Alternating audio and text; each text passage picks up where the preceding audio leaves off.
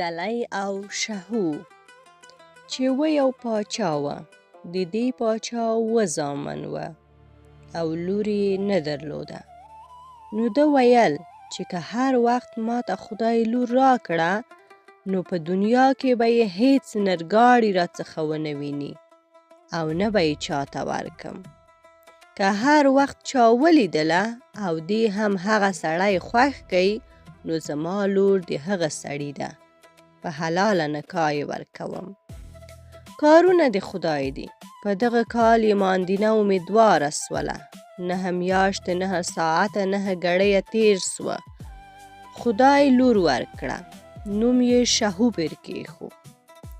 د پاچا 2 ماینې وې. 6 زامن یې د یوې ماینې وه چې شهو هم د دوی خور وه او یو زوی یې امیر نومېدی د بلې ماینې څخه یې وه.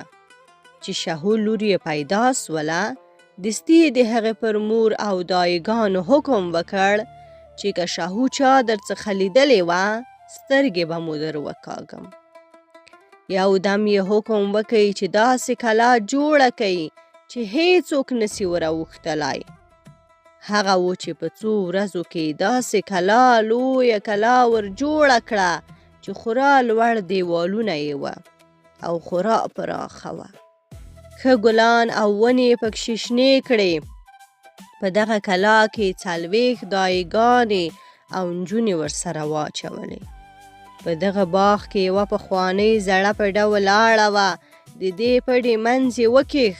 شهو ته یې د دغې پډې په منځ کې تخت او ځای ور جوړ کړي. هورې یې خرڅ و خراجات ورکول.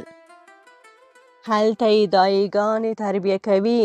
د کلا دروازه یې پسې قلف کړه. کیلي یې په خپله پاچا په جیب کې واچوله.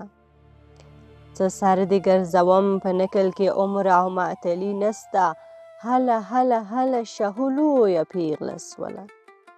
هیڅ چا نه ده لیدلې او نه یې لیدلی سي. د ورځې په ګلانو کې د خپلو همزولو سره ګرځي. ماښام پټې ته راوخیږي پر خپل تخت بیدېږي. په دغه زمانه کې په دغه وخت کې یو خورا نامتو زورور غل دی چې دلی نومیږي. دغه دلي فکر وکړ چې دا دونه عمر د غلا وکړه ته نه خدای د کور کړي او نه د ځای.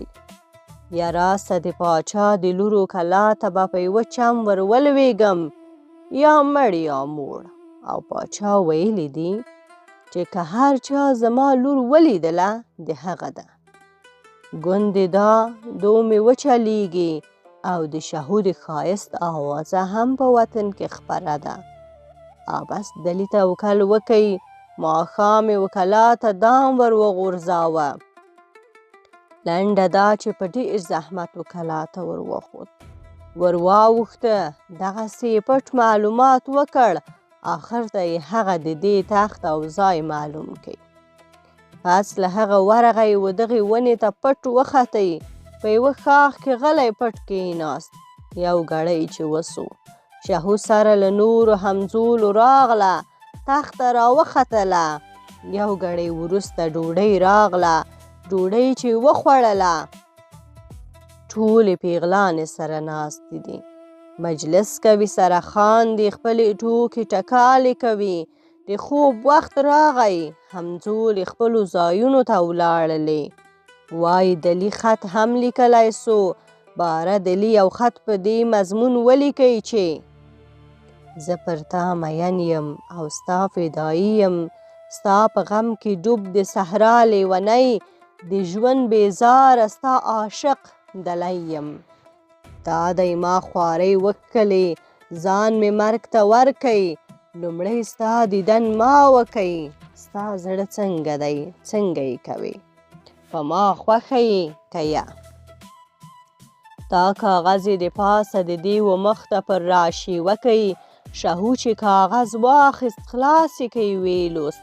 د روی رنګ والوت. حیرانه سوله چې دا کاغذ د کومې خوا راولوېدی.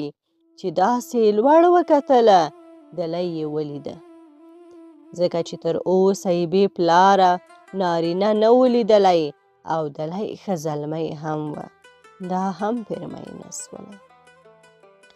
زړه یې پر بایلوی اوه یې کړه چې د دې پایې څه. که مې پلار خبر سو خو دستي وژني نه یې پرېږدي. دلی هم خورا ښه مېړه ځوان وه، خورا ښایسته وه. د شهو بڼه والوته، مخ یې تک ژیړ سو. د شهو د واکه ووتله، پر همزولو یې ناره وکړه.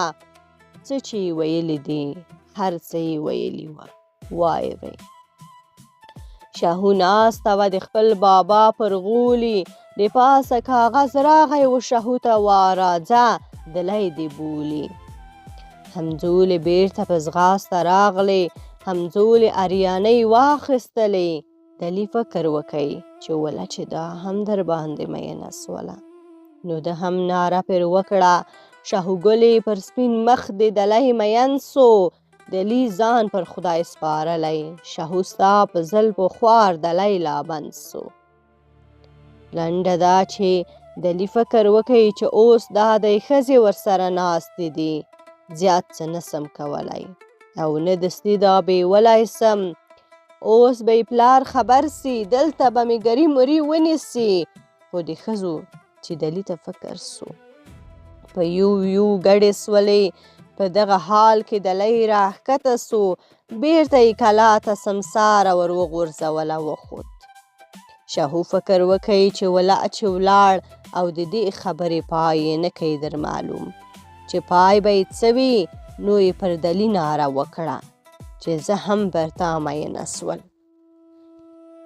شهو ناسته وه د ګل سره خوشحاله، دا د ګل مجلس د اور سو. د دلي په غم به ناسته وي ملاله. چیانې زما زړه دې یووړ، اوس به نو پاتې عمر ستا په غم کې تیروم، څنګه به سي. دلي د کلا څخه ناره پر وکړه، که ژوندی وم شهو ګلې پر دنیا باندې، زه به لاس له تا وانخلم، که مې سر له تنه څوک راڅخه پرې کاندي.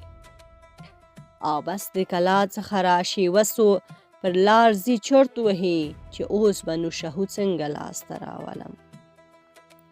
که اوس پاچا ته ورځې چې ما ستا لور ولیدله، هم دې وژني، ولې چې ته د عمرو غل یې، کله یې درکوي. بیا راسه یوه لویه غلا وکه چې ډېره دنیا په لاس درسي. بیا به نو مرکه ورته وکې چې په حلاله نکاح به یې وغواړي. شهو خو بل بیړه نه کوي. دلی را رهي سو مخ د هندوستان پر خوا. هله هله هله برابر راغی د اکبر پاچا دورې دی. دستي د اکبر پاچا خزانې ته ماښام ور ولوېدی. ډېر جواهرات او دنیا و سرې و سپینې یې غلا کړې. مګر بخت چپه وه چې راووت پیردارانو ونیو. سهار یې اکبر پاچا ته وروست. اکبر پاچا حکم پر وکئ چې په سخته بندیخانه کې 3 کاله بندي کوي، پس له هغه یې په سخت مرګ مړ کوي. دلی یې سخت بندي کړ. دی نو پرېږده چې په بندیخانه کې د غم عمر تیروي. شهو پسې راواخله. شهو څو عمر په غم و دلي په بېلتون کې تیر کړ. وروسته یې فکر وکړ چې څو تر څو به په دې غم او بندیخانه کې ناسته یم. یا راسه پلار ته ووایه چې اوس نو بس ده، ما د دې زندانه وباسه. زه په دې باغ کې دغه سولم، اوس مې نو در وباسه. پلار یې پر دې خبره غوږ ونه نیو. نورې سهیلانې او مجلسیانې ور زیاتې کړلې. ویل یا تا په هیڅ ډول زه د دغه باغ څخه نه باسم. شهو بیرته صبر وکئ کېناستله. په دې مابین کې 2 کاله تیر سوله. یوه ورځ شهو فکر وکئ چې ته راسه دې ونې ته چې د دې تخت پکښې وخیژه. شاوخوا به وګورې ګوندې څوک یا څه ووینې چې وختله. د کلا د باندې و قافله تیریږي. ورته کتل یې قافله تیره سوله. دلی نه وه. نو یې د زړه د درد څخه ناره وکړه. په همزولو کې وم ناسته، مات مې پیزوان سو. د نورو یاران راغله، د شهو یار مې پر کوم لوري روان سو. بیرته راښکته سوله. په دغه همزولو کې یوه هوښیاره پیغله وه. دې پیغلې فکر وکئ چې شهو ورځ په ورځ نولیږي یا راسه یو څه د زړه ډاډ ورکه. نو یې ناره پر وکړه: که غوړیږي د سهار ګلان غوړیږي، که اوس یار در سره نسته، هغه هم پر تا مین تا ته رسیږي. شهو یې په جواب کې په ژړا ډکو سترګو داسې ناره کوي: که غوړیږي د سهار ګلان غوړیږي، د خزان باد په پسې دی، ګل می کله په خپل عمر هوسیږي. دې پیغلې فکر وکئ چې پر شهو غم زور وکئ، وایي مړه به سم یار به ونه وینم. چې د غمه یې زاره ونه چوي، نو یې بله د زړه د ډاډ ناره پر وکړه چې مین په زړه صادق وي یار له به ورسي، که د نن لاس ته نه رسي خدای مهربان دی، بیا سبا لاس به دې برسي. خو بیرته د شهو د زړه تسلي د دې سهیلي په نارو څه قدر وسوله. بیرته یې صبر وکئ، دا نو پرېږده، دلۍ پسې راواخله. د دلي نو اوس 3 کاله پوره دي، څو میاشتې لا پاته دي.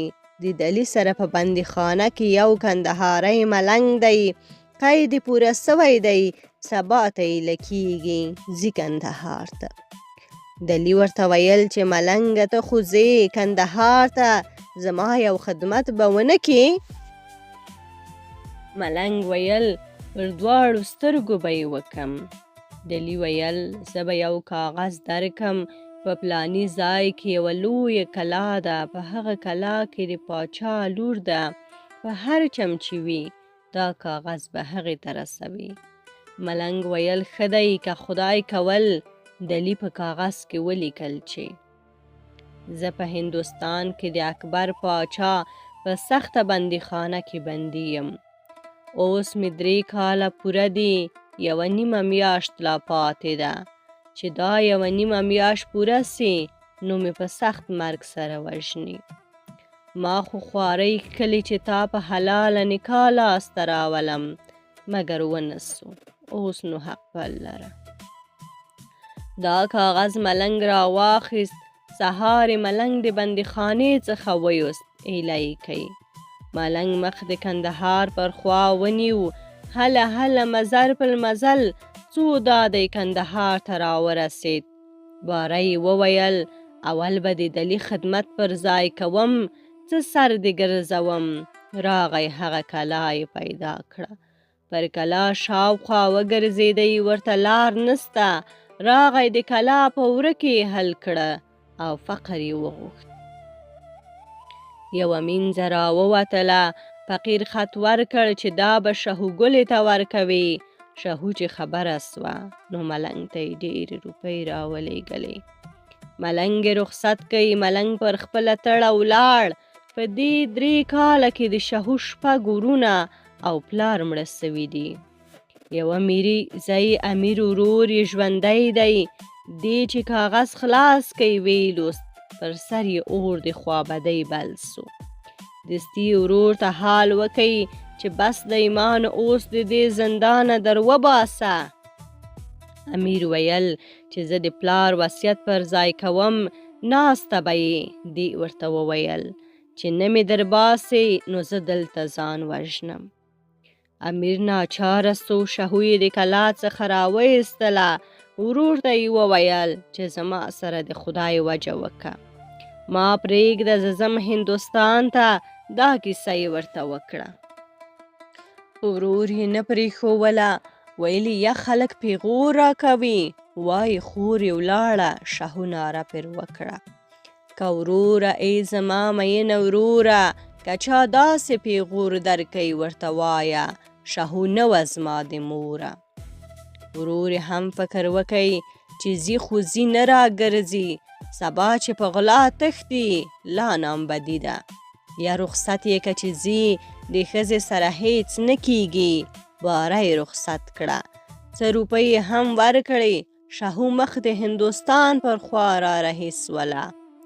2 پښې داغه 2 نورې، هله هله هله څو دادی مخ ته یې یو رود پیدا سو.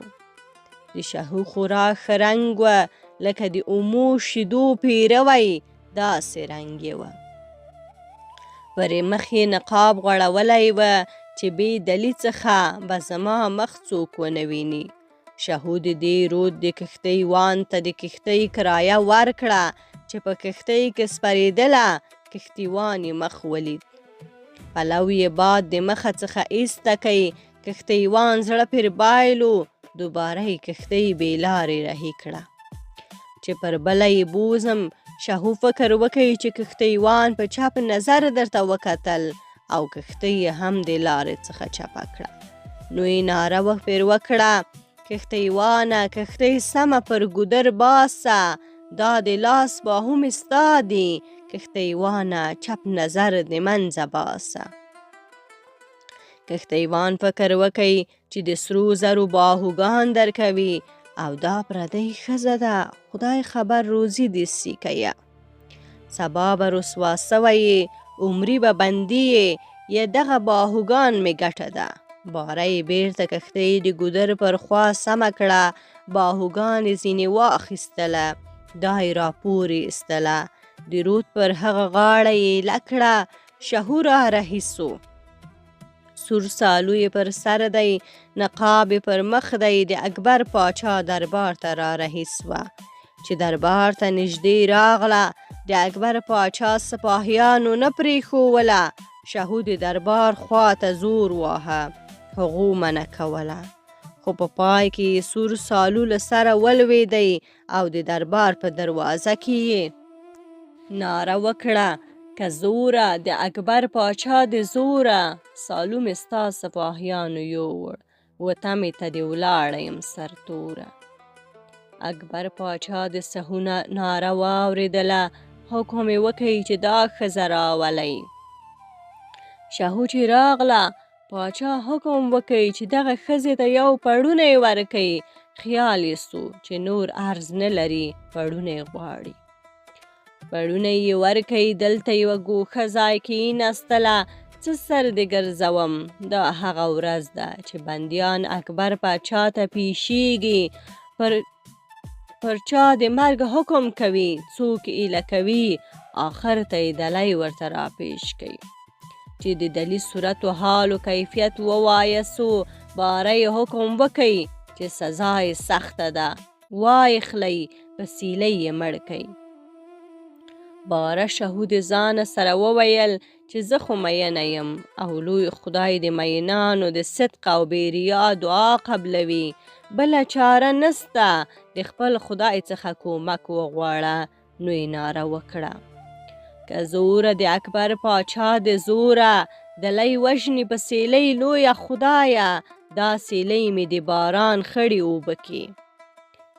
دلی چې سیلۍ ته بوت، د خدای په حکم سیلۍ نرمي او پستې سوې.